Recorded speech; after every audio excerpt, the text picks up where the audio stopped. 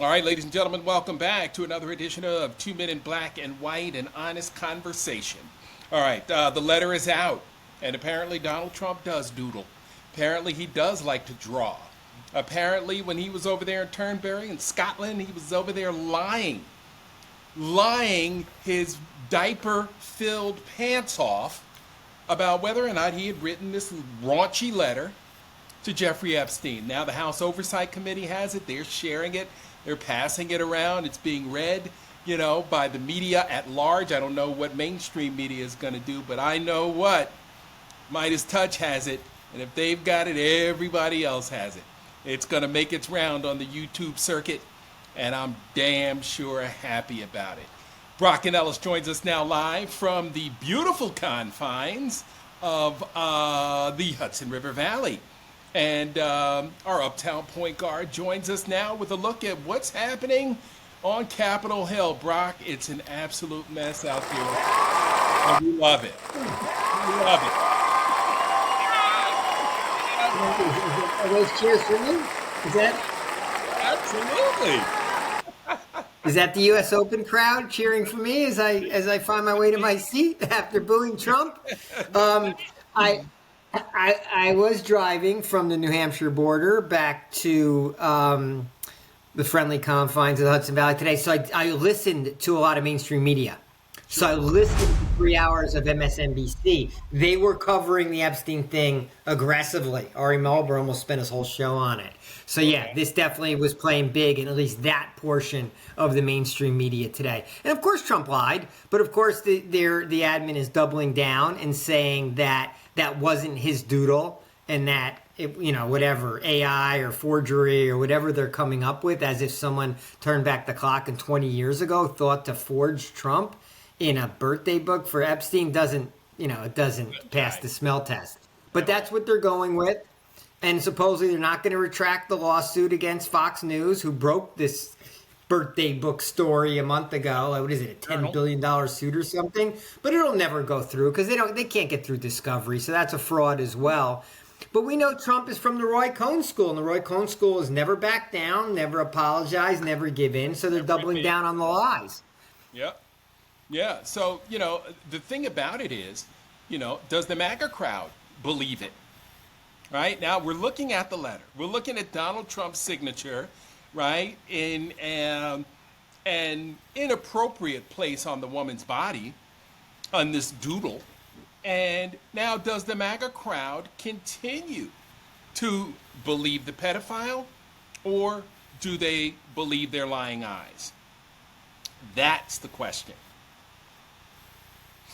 It's a great question. I don't know.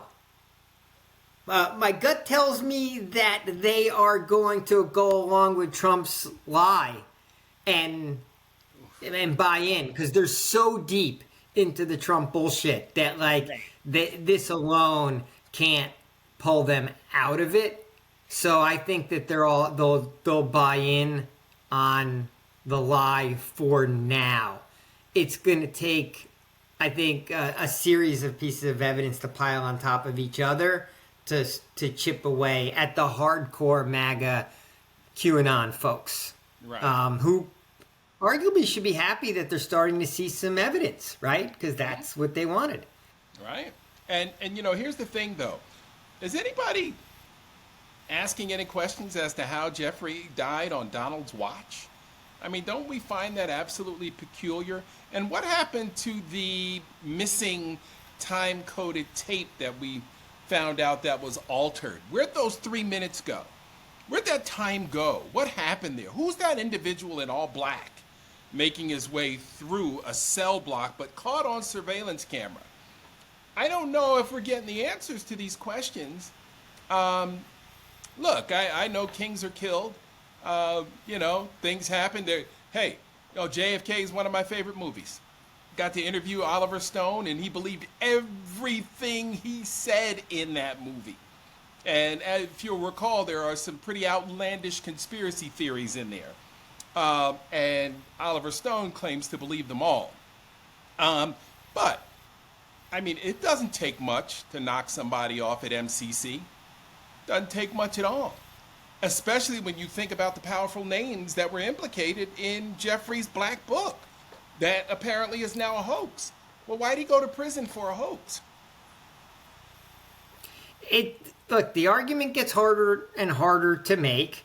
I Yep. think that the New York Times put out the big story today. They've been working on for a while about J.P. Morgan Chase. So they were looking into the money trail, right? And clearly there was a very high-ranking J.P. Morgan banker, right, who was, has been already. There's been testimony that he's, quote, slept with, raped. I'm not sure how harsh that allegation is going with one of Epstein's trafficked women. So you can just see how easy it was, how easy the game was, right? As soon as Epstein lured them into having underage sex and the like, he then had them, right? Because now their careers are at risk. So if he leaks that, it's like, perfect information. So JP Morgan broke all their rules and a bunch of laws and continue to do all these transactions with Epstein. So you have that part of the story. This just brings me to, if these stories are getting the attention of the American public and they're getting the clicks, and the stories are going to continue. So that 3 minutes of tape in the jailhouse, reporters are going to keep chasing that because the appetite appears to be there from the public. So the money's there for them, the story's there. So I feel like I'm now moving to your camp where you said like 2 months ago it's not going to go away. And I thought Trump was going to be able to run out the clock on it. And now I'm feeling less that way. Yeah, I don't see how he runs out the clock on this one. There's no one left to take out except for Ghislaine. And Ghislaine holds the cards. If they were going to take her out, they'd have gotten her a while ago. She would have never made it to trial, never made it to prison. In my estimation. Can we talk a little bit more about Jamie Dimon? Because he's lying. He said he never knew anything about Jeffrey Epstein's sweetheart deal. And Jeffrey Epstein remained the client for 5 years after the sweetheart deal. He didn't get debanked, unlike Wesley Snipes, who got debanked immediately as soon as he got filed with hit with some tax charges. What's going on, my friend? I think Dimon and the company, J.P. Morgan Chase, are making the argument that he didn't know about it. Right. So when did he know, And what did he know?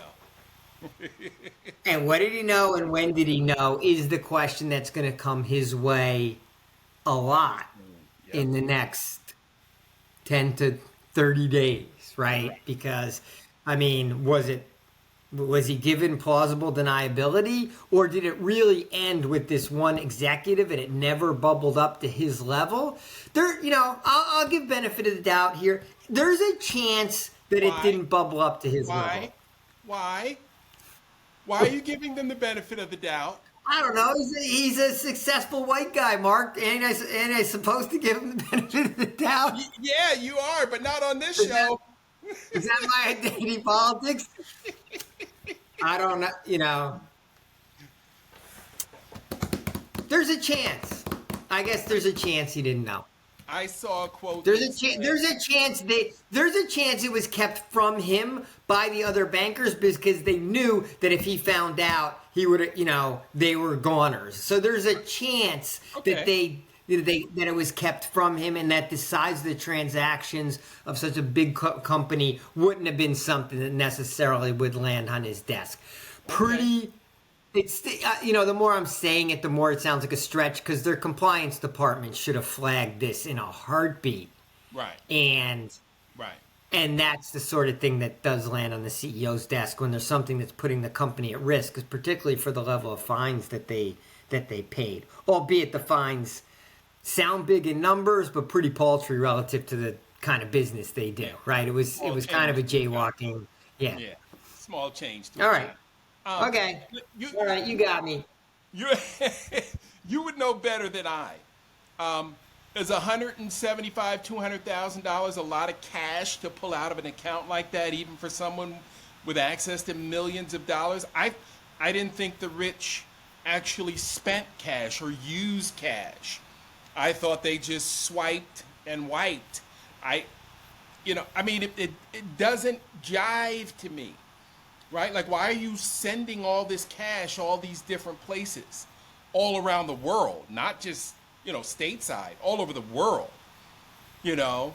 And then why are they allowing it? They knew immediately when he accepted that 18 months sentence, that sweetheart deal that he got from Alex Acosta. They knew immediately. Why wasn't he debanked at that point? Yeah, there's no way a transaction should have happened after that point. After that, right? After that point, like, because then it's. I mean, I don't know how the compliance department how that was really allowed to go on, and it's such a horrendous risk reward for the bank. It makes no sense. That's the sort of stuff that just gets shut down in a heartbeat. Those dollars are not worth because the revenues aren't moving the needle enough for the risk. Really? But because yeah, I'm guessing he got the benefit of the doubt. I don't think. Maybe he was railroaded. I'm guessing he got the benefit of the doubt, Brock. Oh, he got a lot of benefit of the doubt in a lot of places. But now it's so obvious how and why, because all it took him was to get somebody over to his townhouse in New York or to New Mexico or to his private island and get that person into one room with one of those trafficked women with a video camera somewhere, and those people are stuck. Right now, that's like the classic honey trap, right? Didn't they say that's what Russia does, right? The honey trap, that's a career killer for everyone involved if any of it leaks out. So Epstein has all this compromise on all these people. Yep, and that's why he had to die. That's why he had to go. In the end, yeah. Ultimately, he had to go. Maxwell's got to go too, but for whatever reason, they got a lot of eyes on her right now. A lot of eyeballs down there in Bryan, Texas, right across the street from Texas A&M University, where she's got access to all kinds of co-eds coming and going. Ridiculous. Absolutely ridiculous. We know this stuff is all true. The problem is, why won't Republicans grow it back? Republicans could get rid of Donald Trump if they wanted to right now. Yeah, they don't think they can because they think they need him because he has the base. So they don't think they can win anything without him at this point. That's ridiculous. Look at Nancy Mace. She came out of the room crying 2 days ago, right? Now she's going to run for governor of South Carolina. She's pitching herself as Donald Trump in heels, and she's not going to vote for the disclosure of the files. Although 2 days ago, supposedly, or let's say 4 days ago, whenever it was Thursday, Friday, last week, she was supposedly going to vote for, she was going to be one of those 2 votes they needed. Yep. And now that's vaporized. The next vaporized. Day. She was so upset, right? A victim of sexual abuse herself allegedly, because her assailant has not been convicted yet, so I'll just word it that way. But she was so upset she couldn't stay in the room, right? She was so moved by the testimony. Go on. She's running for governor of South Carolina, and she made a different decision. That's why I don't think we're going to see the files coming out from official sources. Yeah, but if you're the Republican, well, I was going to ask a question like you had common sense, but that's not applicable to this party anymore. Who is the party though? When you even say the Republican Party, who are you talking about? MAGA. It's all MAGA. Yeah, I mean, it's MAGA, it's Mike Johnson, Trump, you know. It's not the Cheneys, it's not the Bushes. Project 2025, look, this is their power play. Look at all the great things in their mind, all the great things that are happening in America, right? They're sweeping up people of color left and right. They're attacking cities. They're bringing their idea of law and order. The courts are now allowing them to racially profile and just grab anyone they want, right? Because somehow our Supreme Court has decided that that's constitutional. They got free reign on this place right now. So they're not going to mess with that. So they're going to defend Trump. They know it's a lie, right? They know it's a lie, but they don't care. They don't care what Trump did with Epstein. That's the least of their worries. Yeah. All right. I know it's depressing.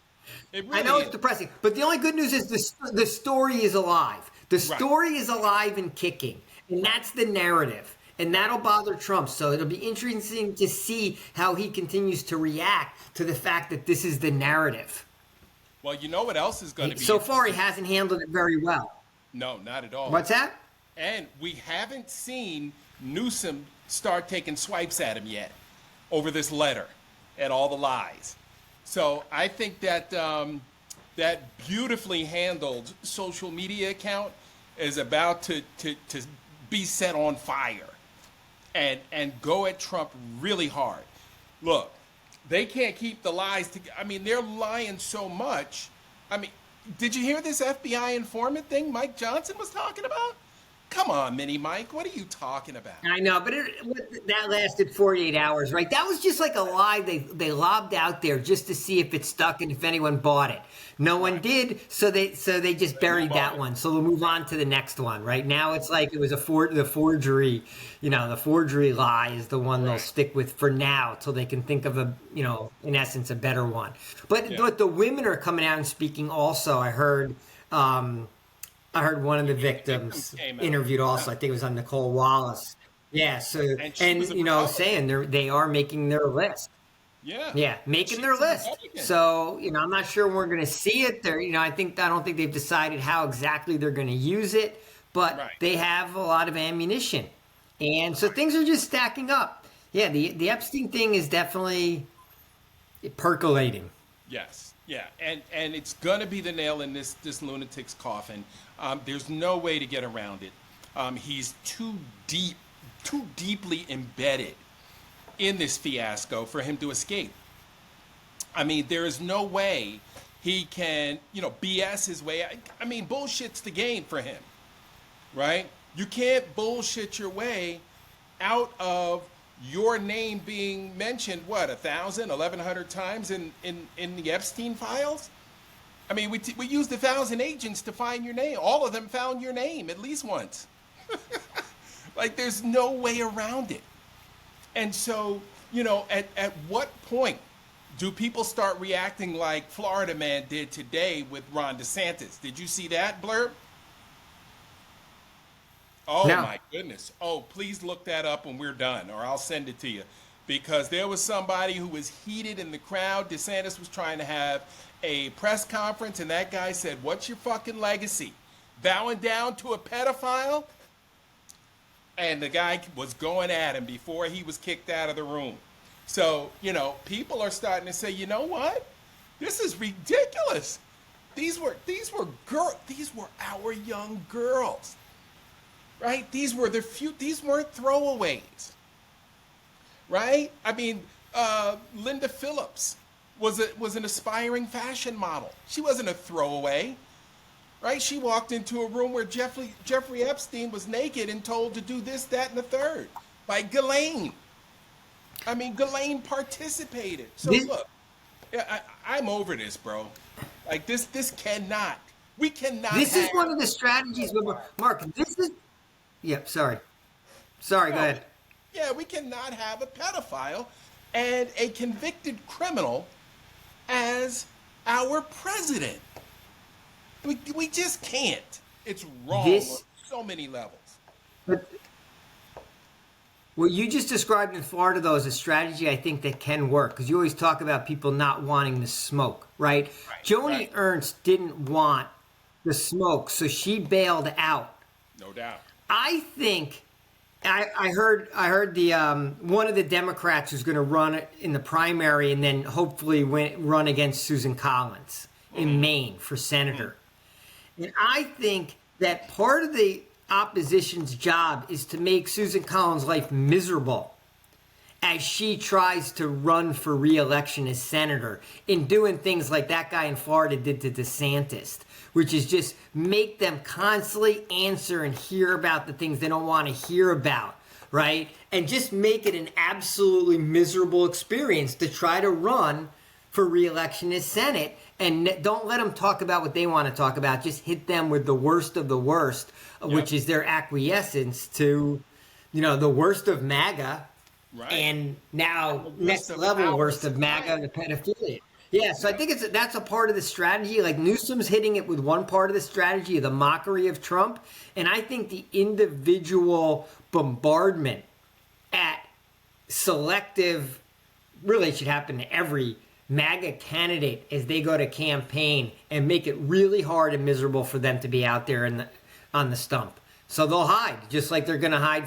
So many of them have hid from having town halls. They're not going to want to get in front of an audience.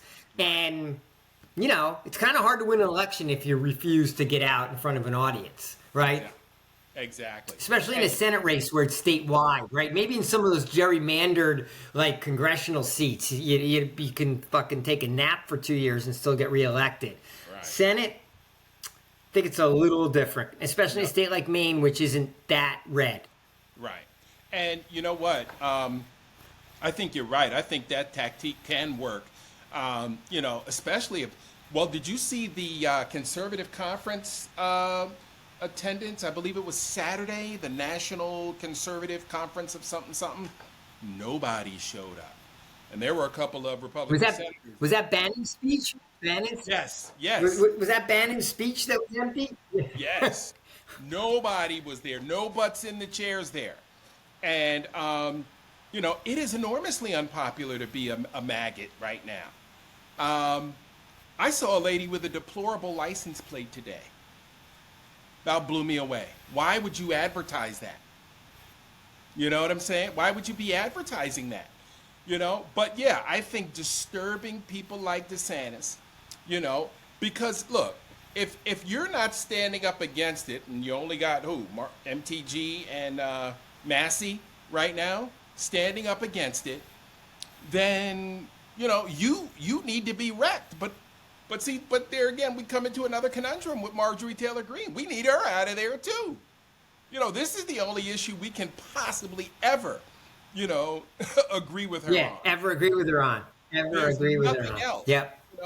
There's nothing else. It's not like she's redeeming herself. We still know who you are. That's assuming we're going to have a fair election. And now I was with some white contemporaries in the last 48 hours since we last met, and I was told to, A, trust the courts, that the courts will hold, and B, that there will be fair elections in 2026, that there's a lot of focus on that and a lot of time, effort, and money being spent on ensuring that we have fair elections, and that's kind of the Super Bowl of democracy. I don't like being asked to preach patience. I listened. I've digested it. I get it. I mean, just today the courts let us down, in allowing for racial profiling. So I don't see the courts holding, but I think that is if you want to gauge white America, I think just as I made excuses maybe or gave Jamie Dimon a benefit of the doubt, I think white America tends to give the court system the benefit of the doubt and thinks it's fair and just and something that operates on this at this higher level with the Lady Justice with the blindfold on and the scales, and that this is something. I don't think that floats in the black community. You can tell me, but that was definitely told. So that gave me a sense that there is a pulse. So there is a cadre of sane white America that isn't freaking out, says they're not complacent, but they're not hair on fire like me, concerned and thinking that the protests need to be bigger right now, that we can play a longer game and build and build and build, and some guardrails will hold. The courts did not hold. Well, they were upheld for E. Jean Carroll. She's going to get her 84 millis. But the Supreme Court said, hey, get back out on the streets and start snatching people up again. I got a problem with that. What kind of rights do we have? Has everything gone? Are all of our rights gone? I mean, I know we've crossed into the autocratic abyss, but what's next, right? Who's next is a better question. We've already taken, 2 million people out of the workforce, mostly black and brown. We took 300,000 African American women off the payrolls. So, I mean, you only got about 1.7 left, you know. There's a lot of auto workers, you know, because manufacturing's not coming back here. Nobody's building any washing machines here. Nobody's building any cars. It's too expensive. Can't get the parts. You know how much a car... Gee, I mean, cars are costing $1.50 now. $1.50 for a Cadillac Escalade. What's it made out of? Gold? I mean, geez, what, it's got gold calipers in it for the brakes? I mean, what is going on? Brock, the tariffs are just going to kill. Obviously, the tariffs are going to kill manufacturing here because the cost of importing the parts is so much higher that even if you build it here, your cost is so much higher that you have to pass that along, right? Just as the farmers, all the inputs, the fertilizer, all these different elements that go into the farming, beyond the fact that they basically, you know, extinguish their own workforce, it's just made it, in essence, an uneconomic business for most operators. Yep. So we're doing that in manufacturing, we're doing that in farming. It's like, well, what's going to be left here? Like healthcare services and hospitality and I guess technology, which is great. Services. Technology makes a handful of people a lot of money. Yeah, a handful. Healthcare services, that's a handful. Become unaffordable. Right? And you got a handful of folks making money in the tech sector. I keep seeing those AI arbitrage, you know, commercials or ads on Facebook. Who knows what that is? Right? There's like 40 people that know what that is. So, and the healthcare sector, you know, who's going to be able to afford healthcare? Right? If you're not getting it, if you're lucky enough to still have your job and get it through your employer, and you know what's going to happen next, Brock? Benefits are going to get cut back, right? Your deductibles are going to go up, right? The need to meet your family deductible, that's going to, because all everybody's doing is passing it on to the little guy. Because you know why? The guys at the top, they need to be able to make their $1 million bonuses and salaries and parachutes when they blow up out of there. You know, the Howie Lutnicks of the world whose mother-in-law is not crying about a missed Social Security check. Which is why they're also anti-union, right? Because they got to beat down the workforce, right? So they can be exploited that much more. And unions are under assault, you know, with this administration. So, like, there's really almost nothing that is moving positively in the direction of the majority of Americans. Right. And you are seeing that bleed in polls, but polls kind of don't mean shit, right? Like, it doesn't change anyone's life on the ground. But I would argue that both kitchen table issues and living room issues, there's a negative impact going around the country. Will it spark bigger protests? Now, apparently DC continues to grow. Chicago is pretty, you know, supposedly pretty strong. We got an outreach on the message board, right? I guess the No Kings is going to organize in October, March. I haven't seen it in my inbox yet. I'll search it. You know, I was on the road, so I'll look for it. I think maybe it was October 14th. Okay. If so, those protests have to be, first of all, thank you for welcome back to the party, because you guys disappeared for a good 4 months. And those numbers got to be huge. I'm talking like they have to be like 50 to 100% bigger than the last one, because that would move the needle, right? 200,000 people in New York City would be, no street could hold it, right? And then you're really spilling over. But it's DC. Like we need the big numbers in DC. We could get 200K in DC, because in October, what are we, 4 weeks away? 3 weeks away? The National Guard will still be there. Still be there raking leaves on the monuments and picking up trash down around the Smithsonian and walking up and down K Street where there is absolutely no smoke. So, you know, this is another place where white people disagree with each other, Mark. This is another intra-white people disagreement between whether you have to, like, in essence, ignore the National Guard and make them look useless, because that's turning sentiment against the action versus my stance and others who think like me, who want to see higher agitation rates and want to see more aggression and wouldn't mind seeing a little conflict on the streets, because we want that. I want that visual. I want the visual of our troops tear gassing our people, because I think that viscerally moves the needle a lot faster than just trying to ignore the troops and make them look useless and kind of laugh at them for picking up garbage. But once again, that's where people preach to me a longer game, when I want this sped up. I want action and interaction right now. Well, and Brock, I don't understand why they want to delay and give Project 2025 more time to screw shit up. I don't get it. I mean, this is the problem.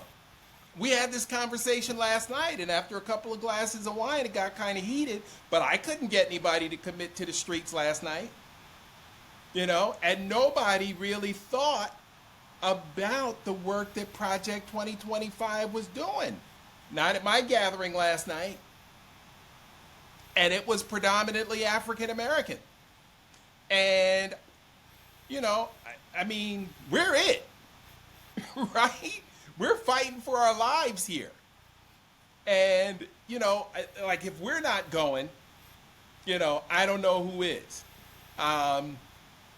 You know, Are again, people just not personally affected yet? They don't think it's that bad yet? No.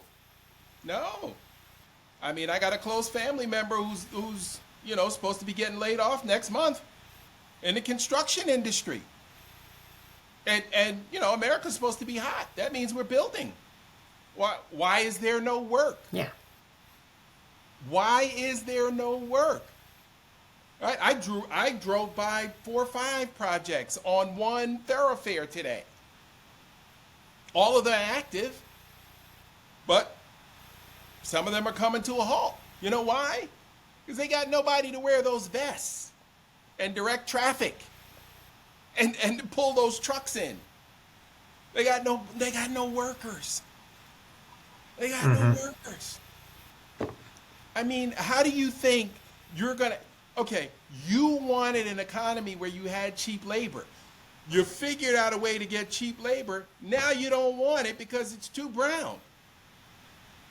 I mean, come on, America, make up your mind. What is it? You know, we're not going back to slavery. I'm not going back in chains. You know, I finally got these shackles off a few years ago, and I'm not putting them back on. I'm just not doing it. Look, you can't have it both ways, bro. You can't run them out of here and then expect to have cheap labor too. Not cheap labor that's gonna last.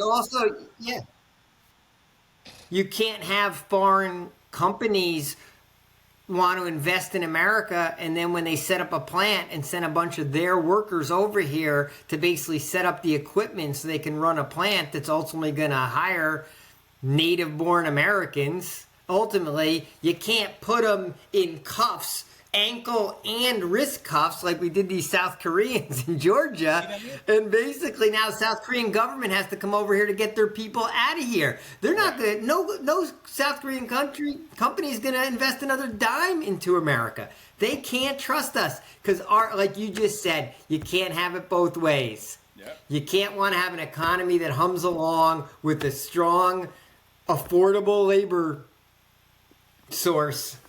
Yep. And also want just white faces smiling at you all day long. Either you're going to have diversity, or you're going to have either you want an economy that works with diversity, or you want to have an economy that tanks all white. And I guess that's where Project 2025 is ultimately going to fall down. But I don't know. It doesn't sound like it's affecting enough people to be a motivator yet.